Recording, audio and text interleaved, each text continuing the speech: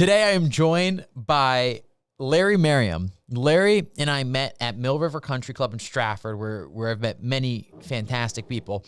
Larry grew up in New Haven, Connecticut, went to Hill House High School, then UConn, worked for a bit in Hartford before getting into the car business. He's owned over 10 different dealerships in his life.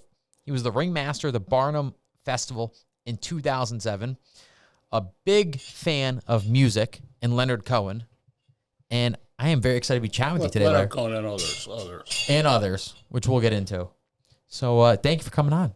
Well, thank you for having me. Larry just got back from a month-long trip, Manhattan Beach, California, and said it was a fantastic time. You said the people are a little bit more relaxed out there than Connecticut. Yeah. Why do you think that is?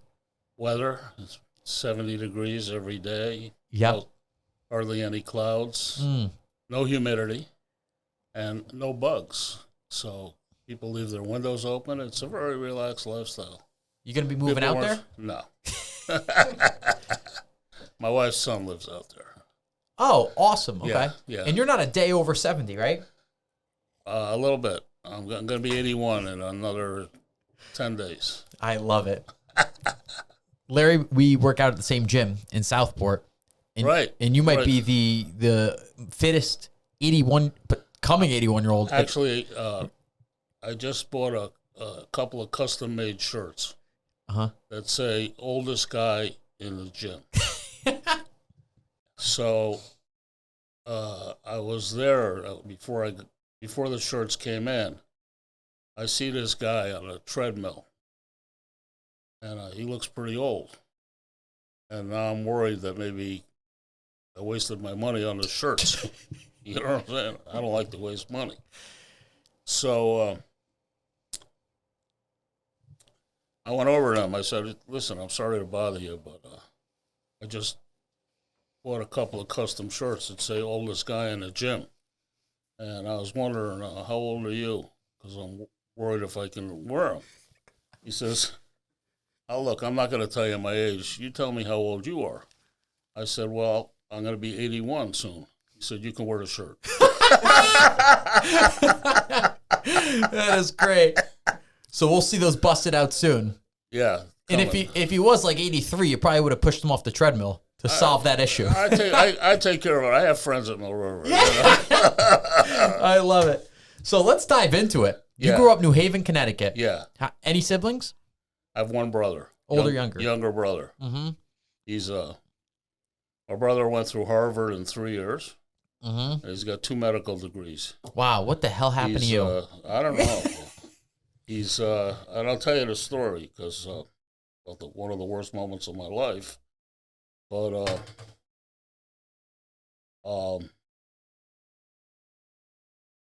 yeah, my brother's a neurologist and a psychiatrist. The worst moment of my life, we lived in a 2-family house. Mm-hmm. We lived on a first floor. My grandparents lived upstairs. It's amazing. We lived in my brother and I. We had 2 bedrooms, 1 bathroom. I don't think the apartment was 900 square feet. Anyways, I'm sitting on a porch there. All of a sudden, my parents pull up. See my mother get out of the car.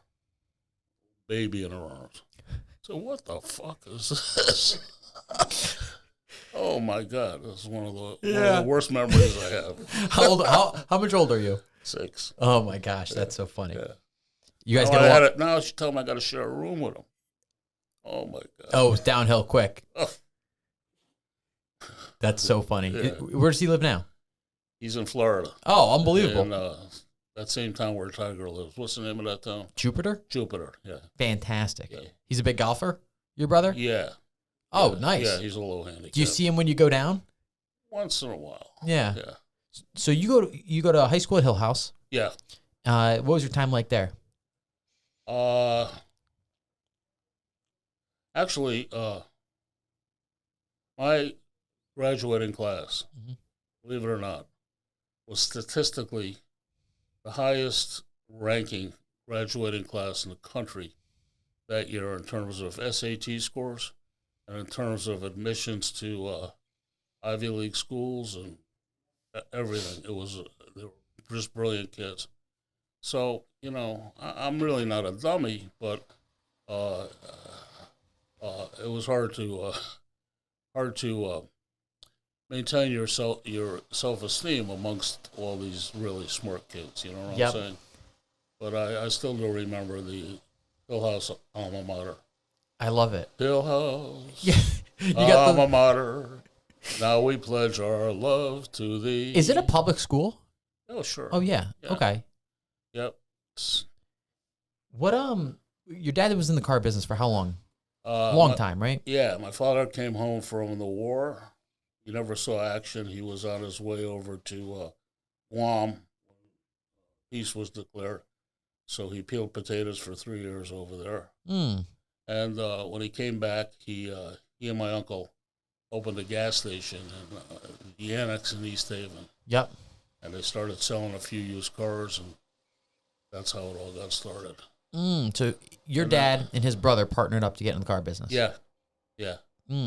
Always used cars. No. What happened was, you really want to hear this story? Oh, hell yeah.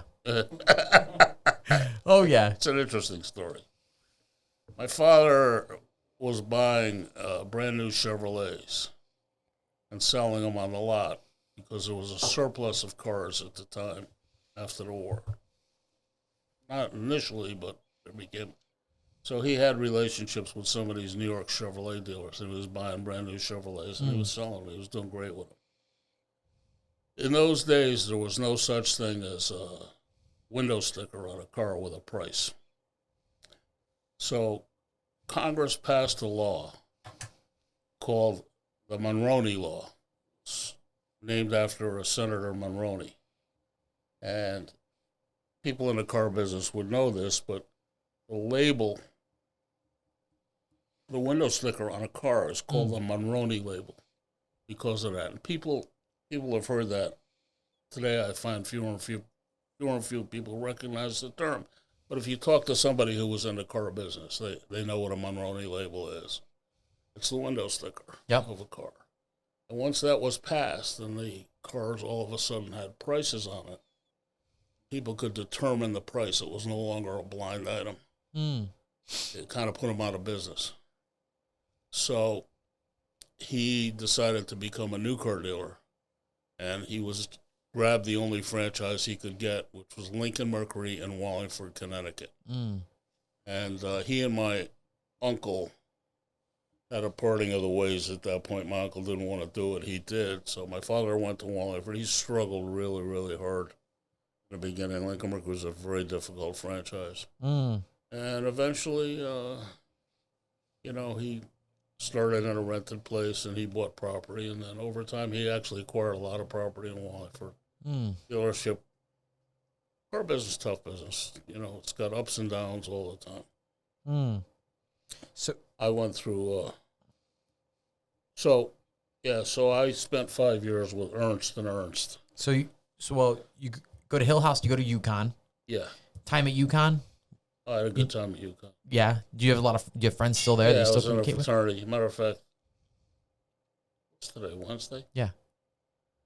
Oh yeah, I think I got a Zoom call with my fraternity brothers at noon. No way. But yeah, I gotta go. I gotta do. I love it. Okay, what fraternity were you in? Phi Sigma Delta. Awesome. How often do you still chat with them?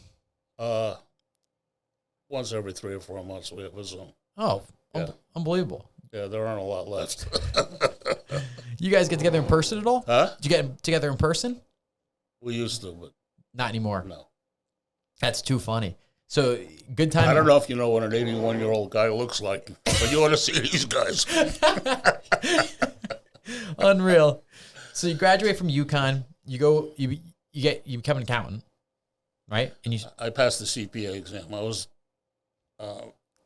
the youngest CPA in Connecticut at one time. Passed when I was 22. Wow. Yeah. How did you graduate school early or? No. Well, what happened was they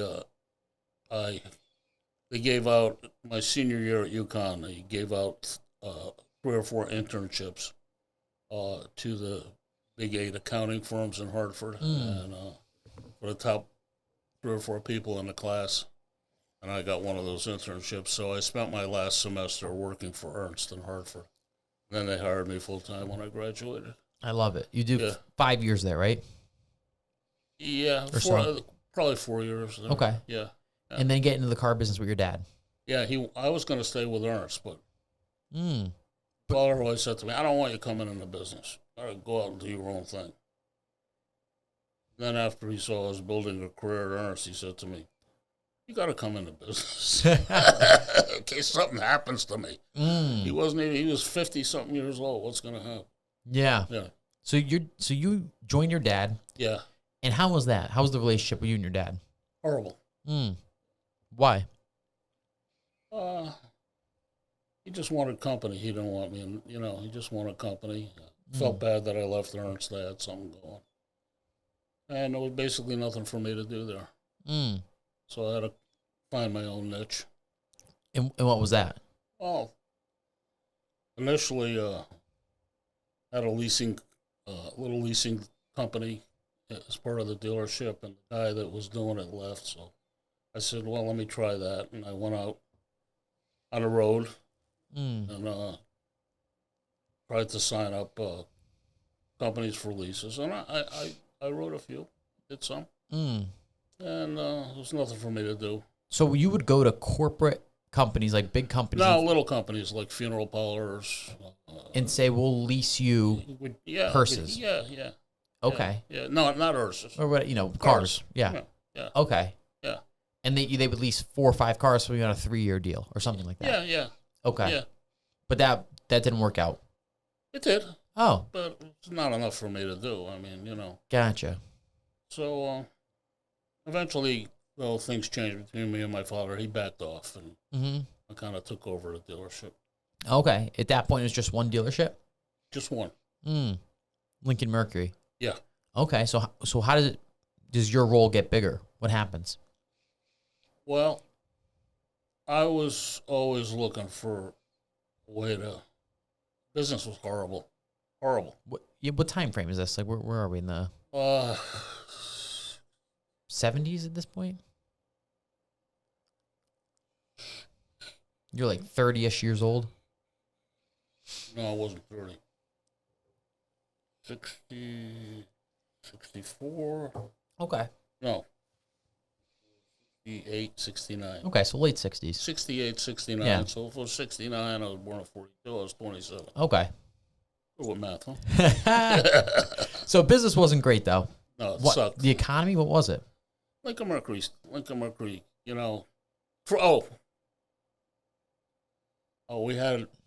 I got faced with one of the first gas crises. I don't know if you remember that or not. Do you? No. Well, we had 2 or 3 gas crises where you couldn't buy gas. Lines at the gas stations. And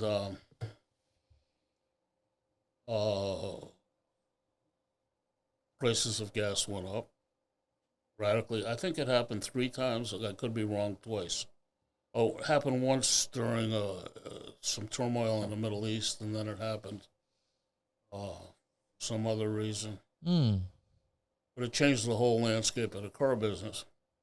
And Lincoln Mercury just had big gas guzzlers, So what are you going to do? So tough to sell those when gas prices are higher. That was when, at that time, it's very interesting. The only imported cars in the United States at that time were from Germany and Switzerland. There were no Japanese imports. No such thing as a Japanese import in the United States. So you had Volvo and you had Saab. And you had Peugeot, which of course, horrible car. So anyway, eventually Lincoln Mercury, Ford had a car called the Ford Pinto. Yep. And they gave it to Lincoln Mercury. They call it the Mercury Lynx. It was a little piece of junk. Yeah. And I saw it as my way out of trouble. So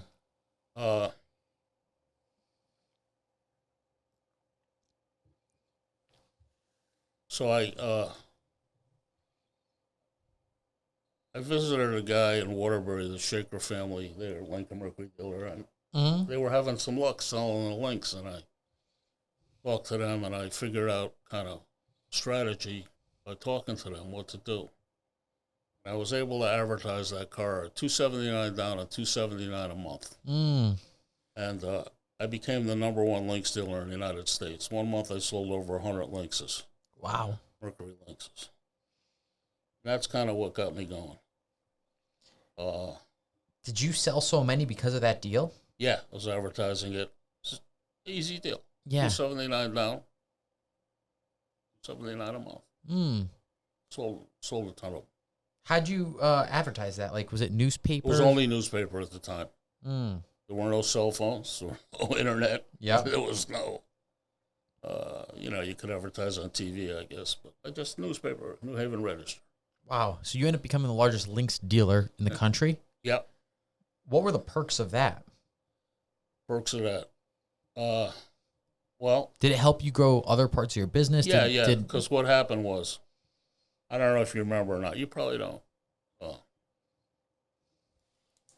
was a Lincoln Mercury dealer in Bridgeport by the name of Milton Weiss. It's called Milton Weiss Lincoln Mercury. Milton died suddenly. Probably killed himself. He's an alcoholic. Yep. Anyways, because of my success with the Lynx, I had a great relationship with Ford Motor Company and Lincoln Mercury.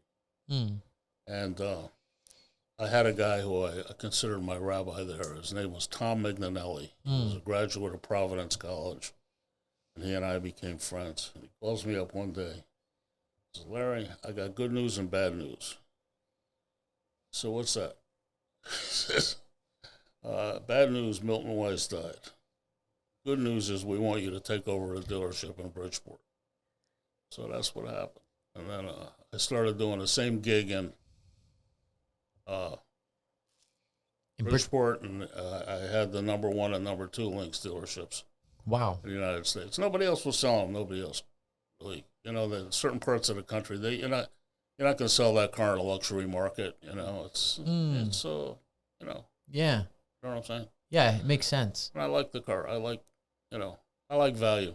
Yeah. That's why I like you. I love it. Buying in low? They said you're buying in low into the stock. Well, I had a problem. I went to, I took a business course in college, and I can never remember. I can never get it straight what the professor said. It was either buy high, sell low, or buy low, sell high. Yeah. I was something like that. Okay. That's so funny. So nobody copied your thing, though. 279 down, 279. No. And then that came to an end, as everything does, because they stopped the Lynx. That's the story of my career in the car business. Is a story of ups and downs. Yeah.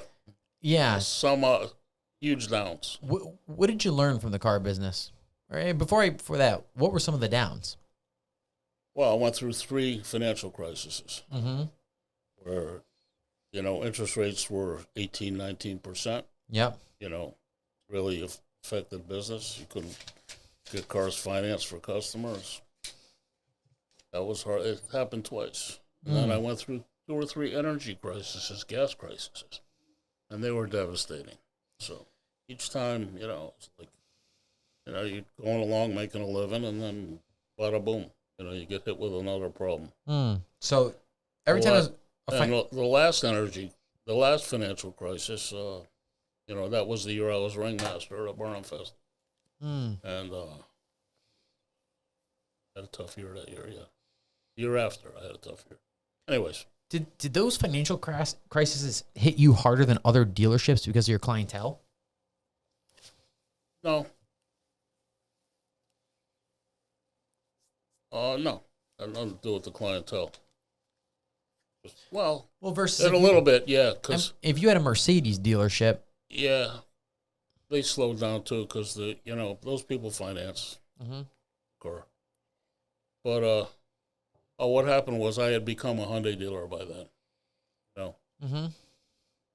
I'll tell you want to know how I became a Hyundai dealer? Yeah, I would love to know that story. It's a great story. I love this story. Yeah. So Hyundai came to the United States. They were in Canada. They had one car. They had the Hyundai Excel. Mm-hmm.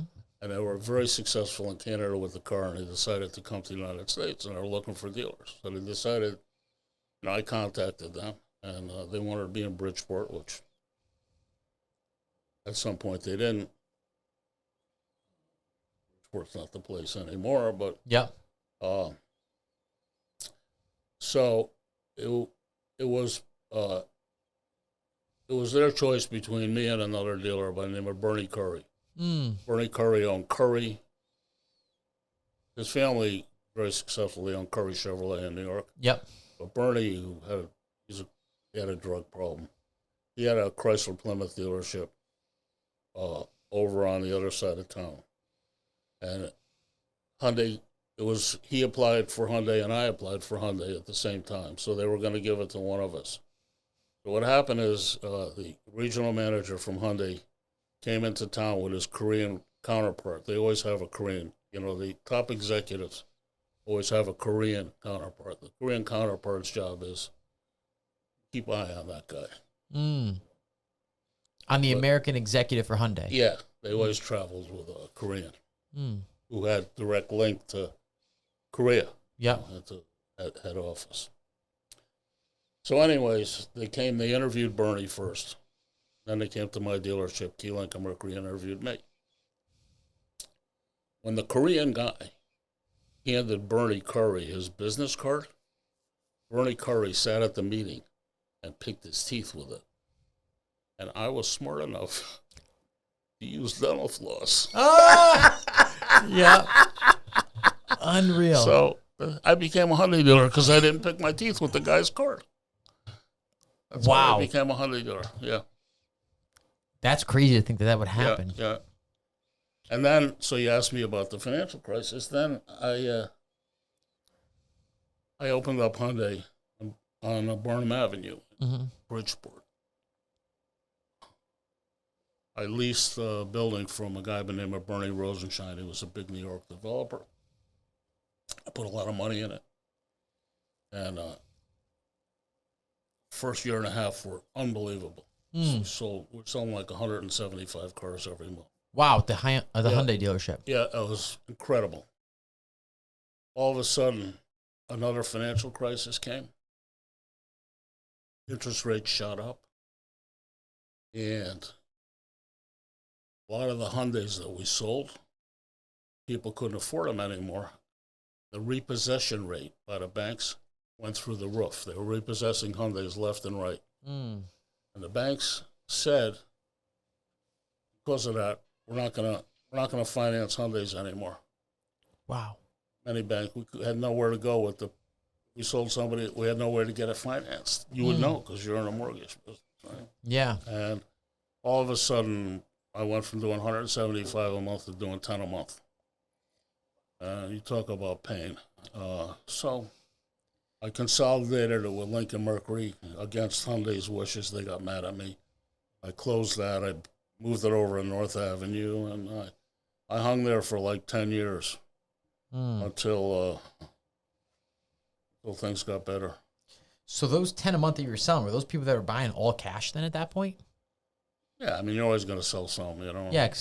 Now, when that happened, did you cut down on staff? How many people did you have working for you at the time when you were selling? I had to cut down on the staff, yeah.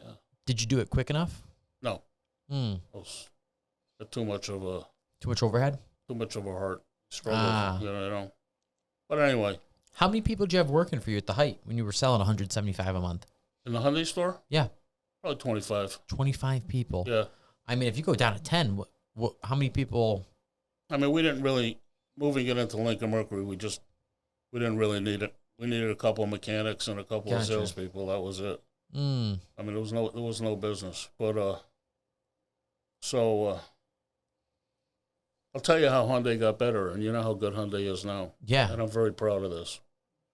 In 1989,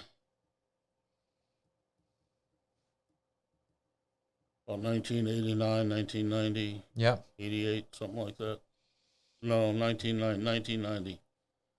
Hyundai sales had gone down to about 80,000 a year in the United States, which is nothing. They were doing 350, you know. Yeah. And Koreans were actually thinking about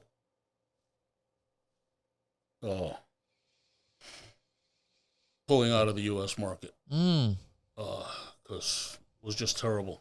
One of the things that the quality of the car they had a bad reputation for quality. Whoa.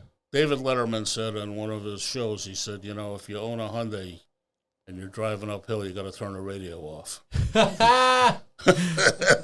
That didn't help. Yeah. That is funny. And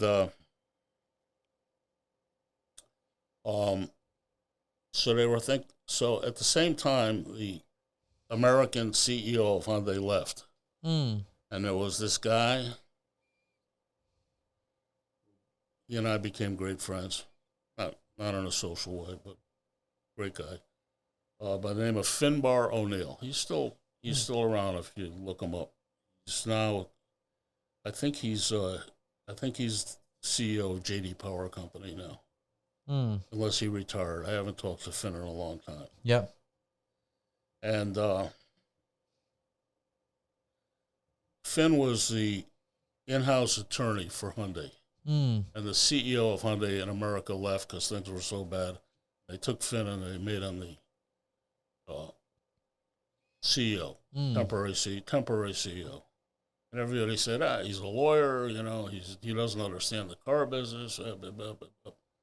One of the smartest guys I ever met. So anyway, we used to meet. I was on the Hyundai Dealer Advisory Board. We used to meet once a month in New York, and actually in the Chrysler building. Great. It was great. And this was in the midst of this time when Hyundai was going through difficulty there? Was thinking about withdrawing from the United States. So we're there. I'll never forget it. Me, Billy Fusillo, who was one of the biggest Hyundai dealers in the country at one time. Don Riley from Washington, D.C., Tom O'Brien from Boston, Massachusetts, Joe DeFeo from New Jersey. Sounds like a mafia meeting. Yeah. You know what I'm saying? So funny. And Finn says, look, we got to come up with a plan to rescue this thing, Hyundai, otherwise the Koreans are gonna withdraw. And everybody said, well, you know, part of the problem is people don't trust us anymore. The quality of the car has a bad reputation and everything else. Somebody else said, well, what if we put a better warranty on the car? So then Finn stood up at a whiteboard. I'll never forget it. And that group of people, including myself, developed the 10-year, 100,000-mile warranty, which is called America's Best Warranty. And that was the catalyst that helped Hyundai get better. Then their cars got better, and now they're like the number 3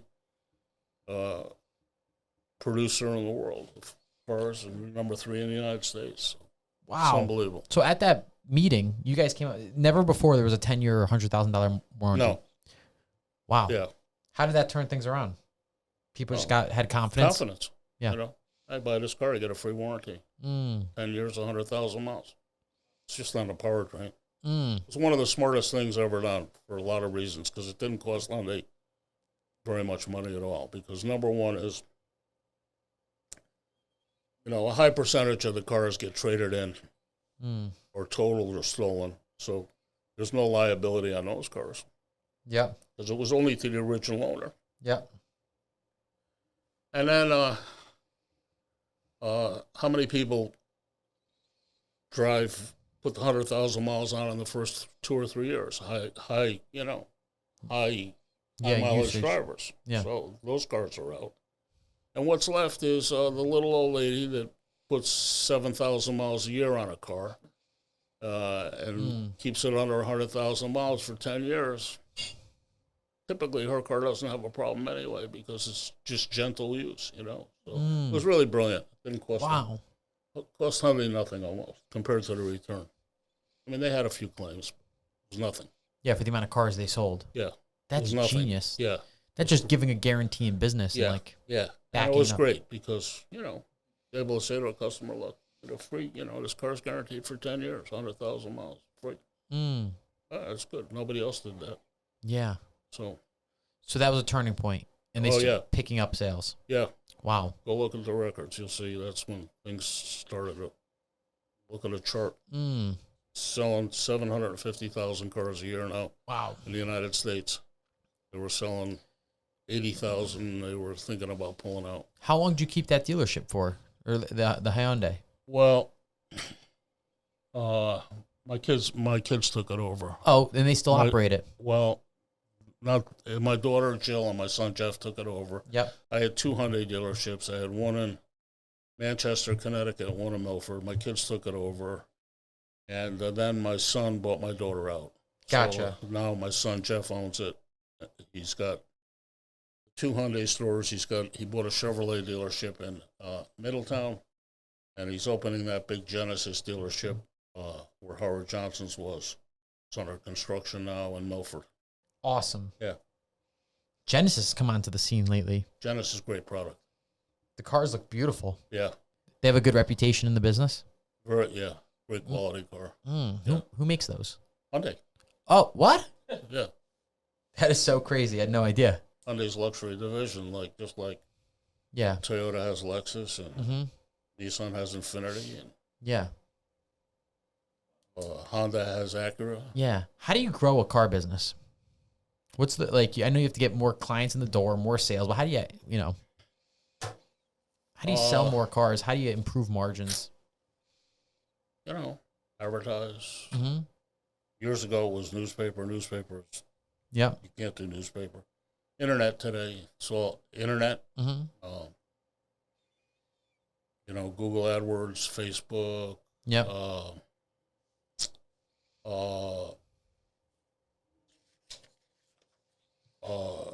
Referrals, from satisfied customers. I helped my son Danny open it.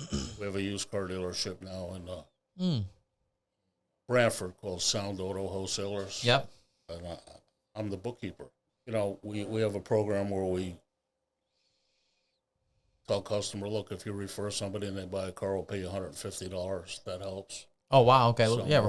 Okay. So similar to every business. Referral fees. Yep. And keeping customers happy and staying in touch with customers. Yep. Awesome. Yeah. I want to go back. You said there were some ups and downs in the car business. Yeah. What would you have done differently to manage the downturns? Any advice for somebody that's getting started in the car business? First of all, it's very hard to get started in the car business today. The barriers to entry are so high. And the only way you can get started is, if you have talent and you can get the job done and you work for a good dealer and form a bond where you're the general manager or something like that, many times these guys then move on to owning a part of the dealership and stuff like that. But managing the ups and downs, I don't know. Don't spend, when you make the money, don't spend it. Keep some cash. Yeah, rainy day fund. Yeah, keep some cash in reserve. You never know. You never know what's going to happen. Yeah. Was that one of the things when the times were good, you were spending a lot of it? Yeah. Yeah, I bought houses, boats. Yeah. I was, guilty of that. Yeah. Yeah. It's good to know, though. People Ex-wives. Yeah. Expensive, probably. Yeah. Yeah. Okay. Yeah. Let's talk about Barnum Festival. How'd you become the ringmaster? What was that process like? Well, the sure way not to become ringmaster if you want to is to ask for it. I love it. You got it, they pick you. And I was, I had the dealership, Key Hyundai Mercury in Bridgeport. I liked the Barnum Festival. I used to go to some of the events like the Ringmaster's Ball and the Whip, Whistle, and Watch Luncheon and stuff like that. One year, somebody came up to me and said, would you like to be ringmaster? I said, oh, yeah. But there's a lot of people that, if you ask them if they want to be ringmaster, they decline it. Yeah. Like Sean. Yeah. I always tease him. I say, Sean, I can arrange to get you to be ringmaster at a Barnum Festival. Not interested. Yeah. Not for him. John DeMattia. I said, John, you can be ringmaster. I can pull some strings. Not interested. Yeah. So, How did you like that experience? a lot of work. It's a lot of work, It's over 20 different events Yep. in the festival. And one of the ringmaster's big duties is to raise the money. Mm-hmm. Festival does not make money, but it cost, at that time, it was $100 grand to just put it on. Wow. Because of the parade, we pay units to come to the parade and the fireworks and different events and so forth. So Wow. So you got to raise money. So they really want somebody that's got some connections to raise money. Do you raise money by getting people to the events or just making donations? No, just I contacting businesses that you do business with and saying, hey, now's your time to help me out. Yeah. If you want to keep the business. That is so funny. Oh, my God. Jesus. Yeah. Yeah. You got a big love of music. Yeah, I do. That's what you told me. Yeah. Well, what do? You walk every day a few miles, right? And you listen to music. Almost every day. I listen to put my headphones on. And I got my favorite artists are Leonard Cohen. Yep. I could probably teach a course on Leonard. Read everything. I know all the music. Mm-hmm. Harry Chapin. Yep. And I could probably teach a course on Harry. Yep. And these are people I saw in person. And then lately I've learned more and more about Meatloaf, and I love Meatloaf's music. And it's an interesting story, John Coalition, at Mill River, the starter. Yeah. He used to work at Newtown Country Club, and Meatloaf used to play golf there. And he and Meatloaf, became friends, sort of. And Meatloaf used to take a couple nights a week. Meatloaf said, come on, John, we'll go out and get dinner during golf season, And he said Meatloaf was terrific. He always wanted to find a place where he could sit where nobody would recognize him or see him, And you know what? You know this song, I Will Do Anything for Love, but I Won't Do That? No. You don't know that song? I mean, maybe I do, but. I will do anything for love. Oh, yeah, of course. I won't do that. Yeah. You know what that is? Nope. Well, if you listen to the song, yep. All right, he says in the beginning, before that, he said, this is very hard to understand. You need a very high IQ to understand this. That's why it goes over my head. I'm not sure. This might go over your head. He starts out, he says, I will never forget the way you feel right now. Oh, no, not that. That's that. I will never forget the way you feel right now. Oh, no, not that. I will do anything for love, but I won't do that. Try and figure that out. Yeah. Yeah. I'm going to have to Google that after this. And then I like John Prine. Yep. How did you get into music? That's an interesting question. Did you grow up like... I had an aunt. Yep. Who never married. Unhappy person. A lot of people that get married are unhappy. How many times have you been married? I'm on my third so far, yeah. Okay, going well? Yeah. All right, that's a positive. We've been together for 30 years. Oh, Jesus. Me and this one. That's a long time. Forget her name. I love it. Yeah. So... let me take a step back from the music in your aunt, because I know she was the one that got you involved in it. Yeah. What advice do you have around marriage? Because you could get advice from somebody who's been married. Remember to come back to this aunt. Yeah, of course. You'll forget. No, I've got a memory like a wizard. Advice about marriage.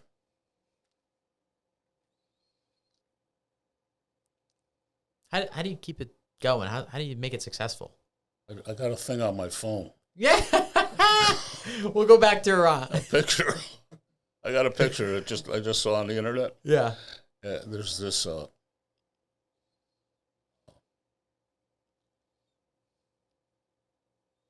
You'll have to show it later. There's this paperback book. Yeah. This high. The book is this high. It's a paperback book. Yep. And